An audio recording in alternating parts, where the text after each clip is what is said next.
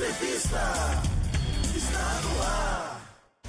Relógio Entrevista está no ar em 580 e também você que nos acompanha pelo site, pelo aplicativo. Mais uma vez, muito obrigado pelo seu carinho, pela sua audiência.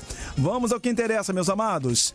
Bom, as férias de julho chegaram, tá aí, né? Bom, e tentar diminuir o contato de crianças e adolescentes, né, com telas e redes sociais são alguns, né, dos desafios para tornar o recesso mais saudável. Mas, por isso, eu vou conversar agora, né, sobre esse assunto, né, com a nossa querida psicóloga Dariele Machado, da App Vida Notre Dame, a qual eu vou desejar um bom dia e agradecer por esse momento tão especial.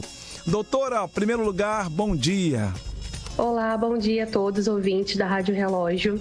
Agradeço à Rádio Relógio pelo convite e pela oportunidade para falar sobre as férias escolares de crianças e adolescentes e alguns cuidados importantes que a gente precisa ter para fazer com que essas férias sejam bem produtivas, mas ao mesmo tempo não deixando de cuidar da saúde física e mental das crianças e dos adolescentes. Com certeza, doutora. Eu quem agradeço em nome de toda a família Rádio Relógio, mais uma vez, muito obrigado. Doutora, a primeira pergunta é a seguinte, explica aqui para os nossos ouvintes, por gentileza, quais impactos o uso prolongado das telas pode causar na saúde, principalmente de crianças e adolescentes?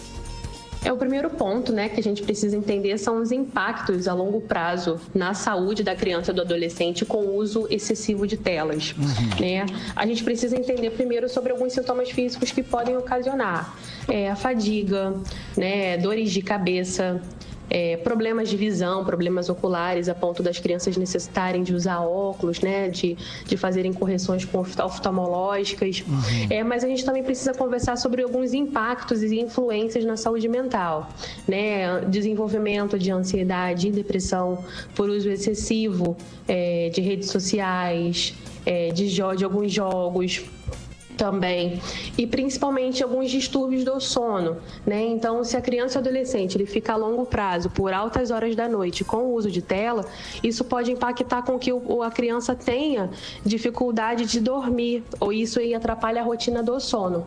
Atrapalhando a rotina do sono noturna, impacta também nas atividades do cotidiano que a criança e o adolescente têm para fazer no dia. Sim. Então, pode impactar na concentração, no déficit de atenção em tarefas do cotidiano. Isso pode desencadear níveis excessivos de estresse e o que também pode gerar o aumento do peso, né? Porque a criança ou adolescente tem práticas sedentárias, então eles não são estimulados a atividades físicas e também por conta do hormônio do estresse, que muitas vezes pode fazer com que o apetite da criança ou do adolescente possa vir a aumentar em decorrência do estresse. Tá certo. Tá aí mamãe, tá aí papai, o recado da nossa querida doutora Dariele Machado.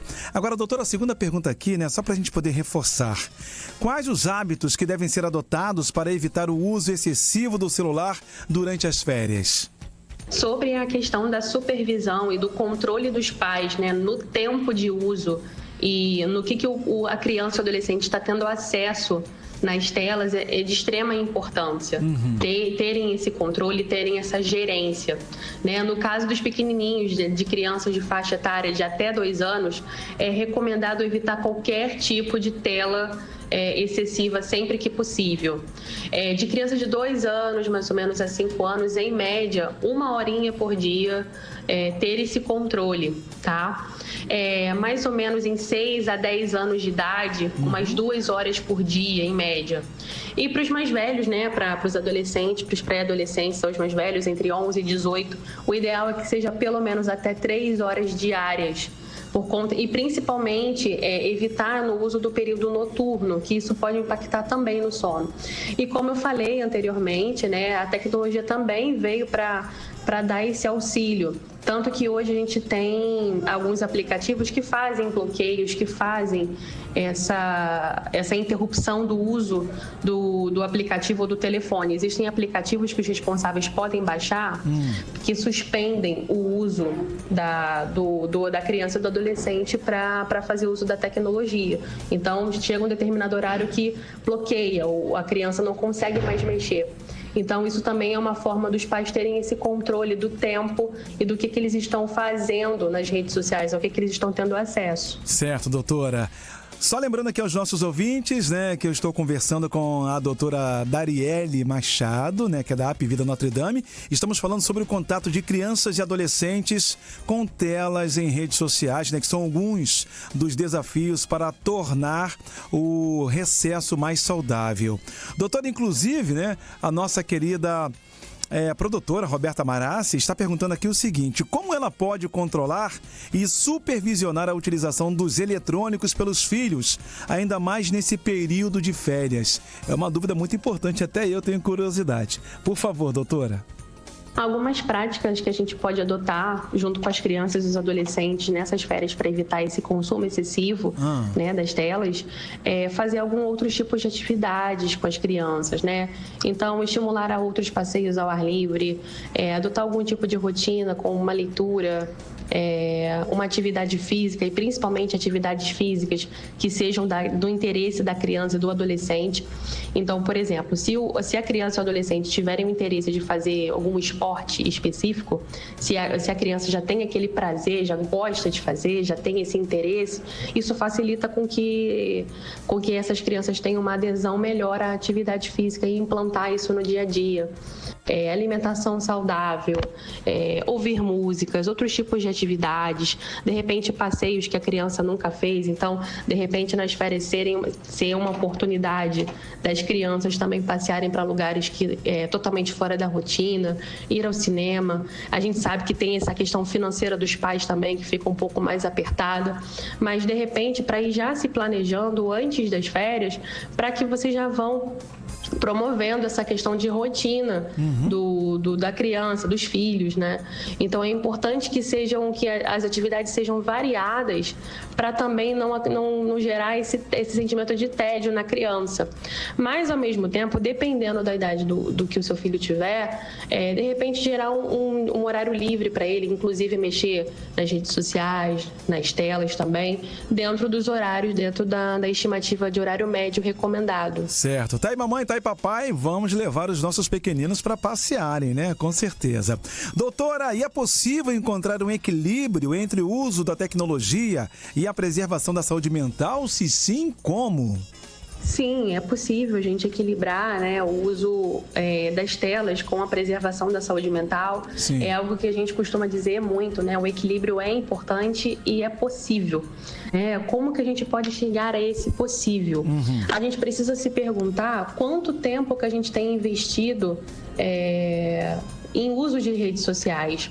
Então, por exemplo, se caso o seu filho ou alguma criança, algum adolescente mais próximo que você gerencia, tem acesso a telefone, tem um telefone próprio, tem como você acessar em algumas configurações o tempo médio que ele passa nas redes sociais e nos aplicativos, né? Em geral, quanto tempo que ele usa no celular, né? Nos tablets, tem como ter esse acesso e ter esse controle, né? Então, entender que a inteligência artificial, de que a tecnologia ela é a saúde, inclusive a gente tem acesso à saúde com muito mais facilidade com o uso da tecnologia.